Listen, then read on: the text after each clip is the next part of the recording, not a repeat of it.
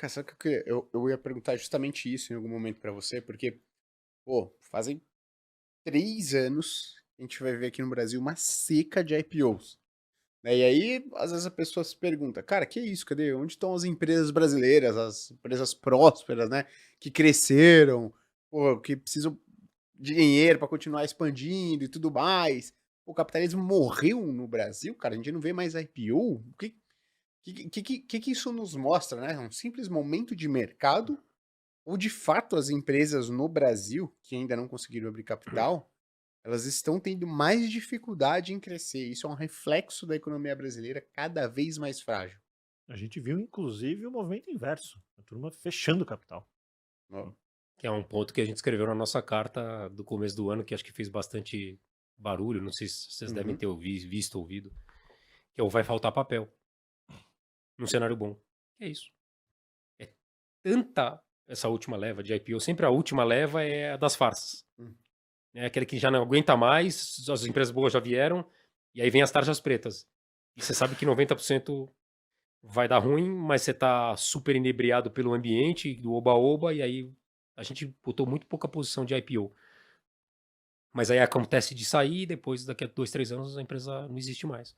Então, sumiram várias empresas da bolsa por causa disso, sumiram várias empresas da bolsa porque foram deslistadas, principalmente agora as aquisições recentes que a gente viu de várias empresas, juntaram várias empresas, teve M&A, duas viraram uma, e os donos das empresas e as recompras recompraram um monte de ação e tiraram liquidez da bolsa.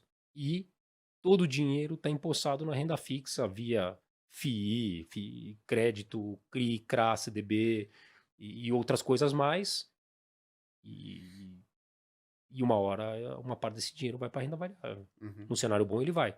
uhum. E a gente fez a conta de o que tem de ação disponível nos últimos 3 anos, o que sumiu de ação, o que sobrou, vis-a-vis o dinheiro que está aplicado em renda fixa e crescendo na média 10% ao ano nos últimos 4 anos. É explosivo. Explosivo. Então, essa que é o Legal. contexto do vai faltar papel no cenário bom. Mas é certeza, é a maior alta da história de todos os tempos da Bolsa vai ser essa. É, Até começar a vir o supply, que a gente fala, até vir os IPOs, etc. Mas demora um pouco. Primeiro o mercado sim. precisa andar, as empresas listadas, que são as melhores do Brasil, precisam mudar de patamar de valuation, para daí as boas, mas não tão boas, virem com desconto. Uhum, Por que você vai comprar alguma construtora agora que não está listada, se a Cirela está 5 vezes o lucro na bolsa, que é a melhor construtora de média e alta renda do Brasil?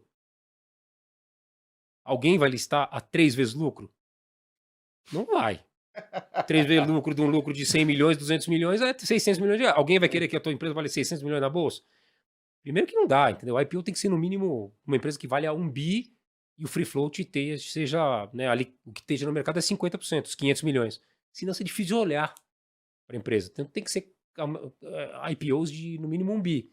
Então ninguém vai listar 3 vezes lucro, uhum, né? Não vai, porque o cara vai estar depreciando o ativo dele. sim, Então precisa dar essa pernada, demora. legal.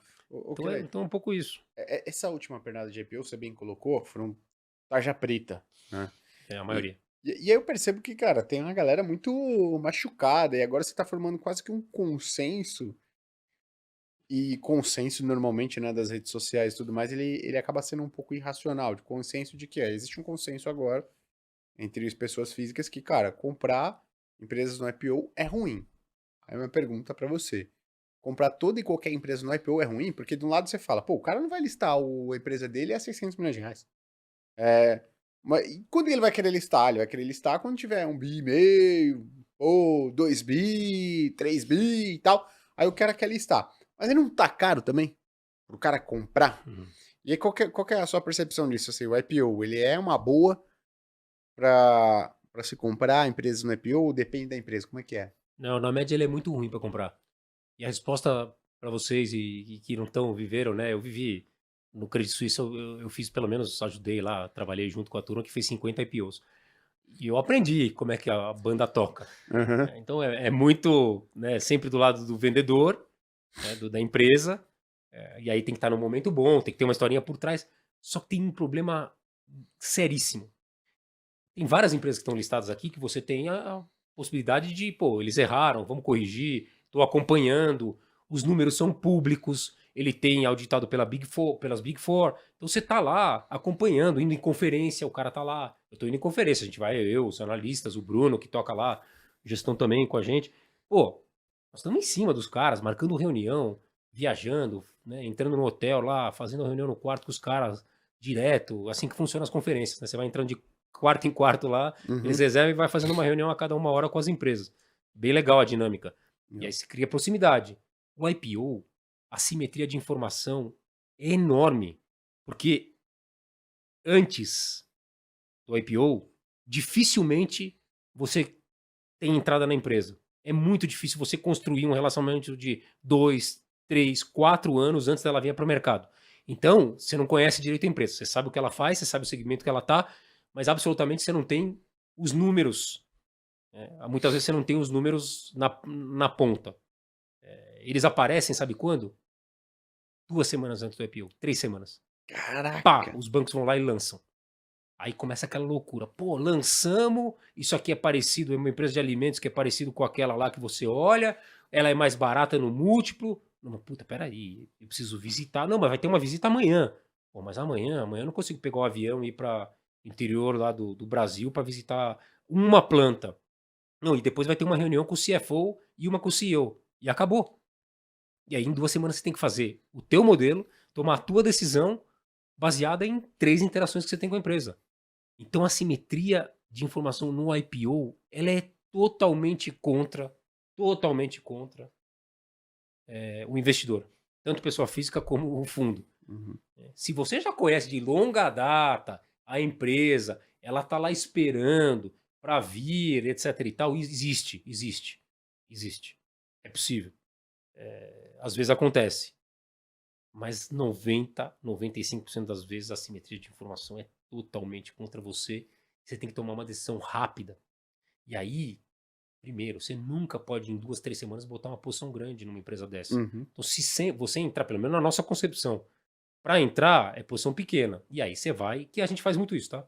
Entra, bota um pé, namora, né? E aí é isso mesmo. Vai saindo uma vez, vai saindo outra vez, convida, tal. Puta, vai ganhando relacionamento e vai ganhando confiança.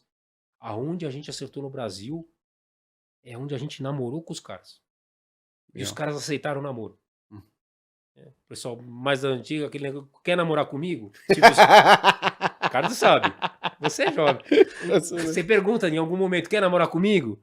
Você vai lá, tal, e aí você vai conquistando, tal, falando, ó, eu sou sério, eu sou diligente, eu gosto de você. Você sabe que eu sou minoritário? Você quer me tratar bem?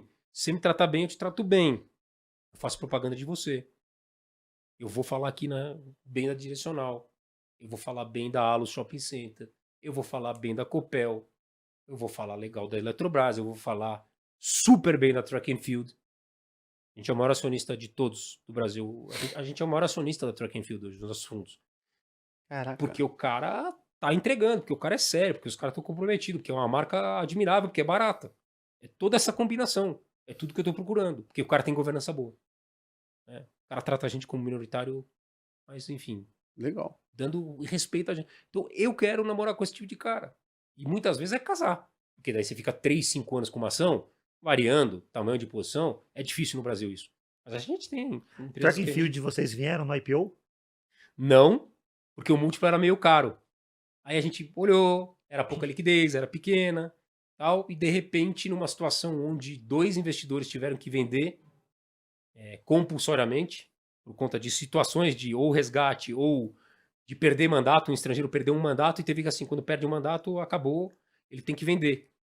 Aí ele vendeu num preço que só a gente comprou. Sem brincadeira, a gente comprou a 8, 9 reais, tudo que saiu aquelas grandonas. Saiu lá aquele dia 50 milhões de reais ou 30 milhões de reais, tudo a gente comprou praticamente. E a ação tá 16, 17 reais, dobrou em um ano e a gente acha que é bem barata. Por argumentos, né? Porque a gente pode falar um pouco sobre isso.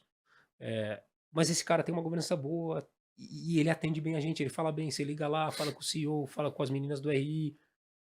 E a gente tem essa vantagem, eu diria que com 10, 12 empresas a gente conquistou esse diferencial e tá fazendo a nossa cota.